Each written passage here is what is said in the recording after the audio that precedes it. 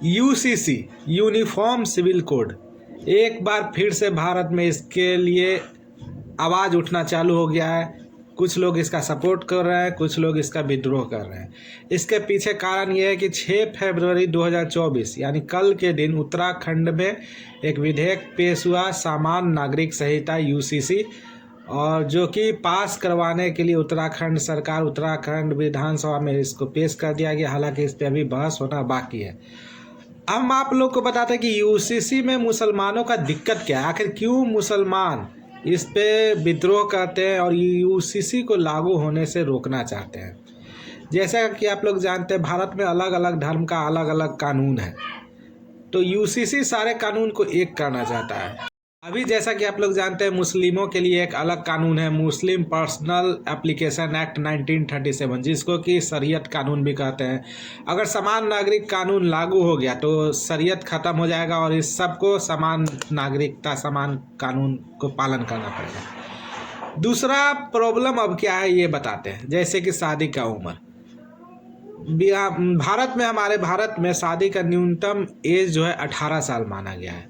18 साल से कम लड़कियों का शादी नहीं होता है, जबकि मुस्लिम पर्सनल एक्ट में जो होता है, शरीयत कानून के अनुसार 15 साल में लड़कियों का शादी कर दिया जाता है। तो ये भारतीय कानून को मतलब कि ज़बरदस्त चुनौती देता है। भारत बाल विवाह निषेध अधिनियम बनाया गया है, जिसमें कि 18 साल से कम नाबालिग लड़की का शादी होना अपराध है, लेकिन मुस्लिमों में ये कानून है और वो कर सकता है मुस्लिम। उसी तरह से मतलब ये अगर यूसीसी लागू हो गया तो ये रजिस्ट्रेशन, शादी का रजिस्ट्रेशन कराना ज़रूरी होगा और इसके बाद फिर ऐसा हो नहीं पाएगा। उसके बाद अगर अगला बात करें तो तलाक का बात करते हैं, जिसको कि इद्दत भी होता है। अब तलाक और इद्दत में आपको फ़र्क भी समझा देते हैं। महिलाओं की दूसरी शादी, जैसे मुसलमान तलाक लेकर शरिया कानून के अनुसार चलते हैं, और इतना ही नहीं, मुसलमानों को पर्सनल लॉ में छूट मिलती है, जो कि अन्य धर्मों के स्पेशल मैरिज एक्ट से अलग है। इसके अलावा तलाक लेने के मामले में अगर कोई शख्स कानून तोड़ता है तो उसके लिए 3 साल की जेल का प्रावधान होगा। तलाक पर पुरुषों और महिलाओं का बराबरी का अधिकार होगा। अगर महिला दोबारा शादी करना चाहती है तो उस पर किसी भी तरह का कोई शर्त नहीं होगा। इसके अलावा इद्दत भी पूरी तरह से मतलब शर्तहीन होगा, उसमें इद्दत में भी कोई रोक नहीं होगा। अब बताते हैं इद्दत होता क्या है। इद्दत एक तरह से वेटिंग पीरियड होता है। जैसे कि मुस्लिम अगर पति या का मतलब मुस्लिम महिला को अपने पति की मौत या तलाक के बाद पूरा करना होता है। जैसे कि अगर मान लीजिए कोई मुस्लिम औरत है, उसके पति का मौत हो गया, फिर वो तलाक लेना चाहती है, तो 3 महीना 10 दिन का इद्दत होता है। और अगर पति का मतलब तलाक लेना चाहता है तब 3 महीना 10 दिन का इद्दत होता है। और अगर पति का मौत हो गया तो इसका टाइम पीरियड है 4 महीना 10 दिन का। इद्दत के दौरान जो है मुस्लिम महिला पर्दा में रहती है, गैर मर्द से उसको मिलने का इजाज़त नहीं होता है। तो यूसीसी जब लागू होगा तो ये इसमें छूट मिल जाएगा और इद्दत निभाना कोई ज़रूरी नहीं होगा, जैसा कि दूसरे धर्म में होता है। हिंदू धर्म में भी कोई इद्दत नहीं होता है। अगला बात करते हैं गुजारा भत्ता। मान लीजिए तलाक कोई महिला ले ली, तो तलाक लेने के बाद गुजारा भत्ता में मुसलमानों के लिए अलग नियम है। इसके तहत मुस्लिम पुरुष अपनी पत्नी को इद्दत की अवधि मतलब तलाक के 3 महीने 10 दिन तक ही गुजारा भत्ता देने के लिए बाध्य है। वहीं भारतीय कानून का अगर बात करें तो भारतीय कानून में महिला को तलाक के बाद हमेशा के लिए, जब तक कि वो महिला दूसरा शादी नहीं कर लेती है, तब तक उसको गुजारा भत्ता देना पड़ता है। तो इस सब में तो आपको समझिए, अगर यूसीसी लागू होता है तो महिलाओं के लिए बेनिफिट ही होगा, लेकिन फिर भी मुस्लिम समाज लोग इस पे कर रहे हैं एक। उसके बाद अगर बात करें संपत्ति का बंटवारा का बात करते हैं, तो मुस्लिम महिलाओं में संपत्ति का जो बंटवारा है बहुत हिसाब किताब अलग है।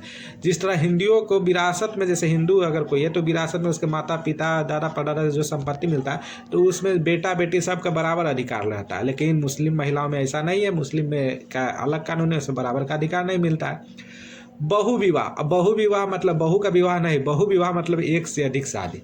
मुस्लिमों में ज़्यादातर 4 शादी के लिए इजाज़त रहता है, एक पत्नी को होते हुए में भी। और लेकिन भारतीय मुसलमान में जैसा कि हम लोग का संस्कृति है एक शादी का, तो लोग ज़्यादातर एक शादी ही करते हैं, लेकिन फिर भी कई लोग कर रहे हैं। तो नेशनल फैमिली हेल्थ सर्वे के डेटा के अनुसार जो है 2019 से 21 के दौरान 1.9% महिलाओं ने माना कि उनके पति की दूसरी पत्नियां हैं। इससे पता चलता है कि मुसलमान 4 शादियों के पक्षधार नहीं है, क्योंकि ज़्यादा इसका रेशियो नहीं है। अगर 4 शादी का कुछ लोग कर रहे हैं, लेकिन ये 1 से 1.5% ही है, गिने चुने लोग ही कर रहे हैं भारत में, क्योंकि भारत का संस्कृति है एक बीवी के ऊपर रहना है। ये तो पुरुषोत्तम राम से ही चला आ रहा है, लेकिन वो शरीयत के साथ छेड़छाड़ नहीं चाहते। यही वजह है कि यूसीसी के खिलाफ है। वो चाहते हैं कि शरीयत कानून रहे। अगला नियम है गोद लेने का। मान लीजिए कुछ लोग को, बहुत लोग को बच्चे नहीं होते हैं शादी के बाद भी, तो वो लोग गोद मुस्लिम लेने में बहुत अलग कानून है। जैसे इस्लाम में किसी शख्स को गोद लेने का इजाज़त नहीं है। अगर भारत की बात करें तो यहाँ गोद लेने का अधिकार है। मुस्लिम पर्सनल लॉ के कारण मुसलमानों को इस कानून से बाहर रखा गया है। ऐसा होने के चलते कोई बेऔलाद शख्स अगर जो है तो वो गोद नहीं ले सकता है। बहुत सारे मुस्लिम दंपत्ति हैं जो बेऔलाद है, लेकिन वो गोद नहीं ले सकते, उनका गोद सुना रहता है। अब बच्चा का कस्टडी का भी इसमें एक कानून है कि मुस्लिमों पर अगर लागू होने वाला शरीयत कानून के अनुसार पिता को लड़का या लड़की दोनों का नेचुरल गार्जियन माना गया है। लेकिन अगर माँ है तो माँ की बात करें तो अपने बेटे की 7 साल की उम्र तक ही कस्टडी की हकदार है, जबकि बेटी के लिए माँ तब तक कस्टडी की हकदार है जब तक कि उसकी बेटी यौवन को प्राप्त नहीं कर सकती है। तो ये सारा प्रॉब्लम है मुस्लिमों में। और एक आप इसको लिए यूसीसी कानून लाया जा रहा है, सबको समान नागरिक संहिता के अंडर लाया जा रहा है, और इसमें मुस्लिम महिलाओं को बेनिफिट ही दिया जा रहा है। उन पे जो ज़्यादा बर्डन है, एक्स्ट्रा बर्डन, उनको हटाया जा रहा है। बाकी ये जो भी इंफॉर्मेशन है इंटरनेट के माध्यम से प्राप्त किया गया है, तो आप इसका वेरीफाई भी कर लीजिए इंटरनेट पे, क्योंकि ये इंटरनेट के माध्यम से हम लोगों ने सारा इन्फॉर्मेशन को इकट्ठा किया है। मेरे पास कोई लीगल डॉक्यूमेंट नहीं है।